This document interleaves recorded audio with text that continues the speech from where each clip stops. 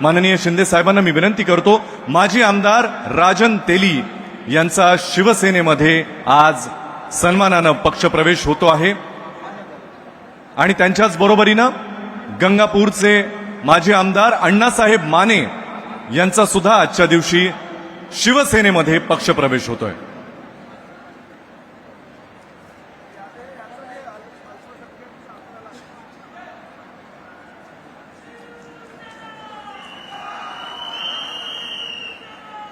महाराष्ट्र अल्पसंख्याक विभाग समीर काझे यांच्याकडून 11 लाख रुपयांची मदत सुद्धा जाहीर करण्यात आलेली आहे। आपण सुद्धा सगळ्यांनी आपल्या या बांधवांसाठी, पूरग्रस्त बांधवांसाठी, शेतकऱ्यांसाठी सढळ हाताने मदत करावी।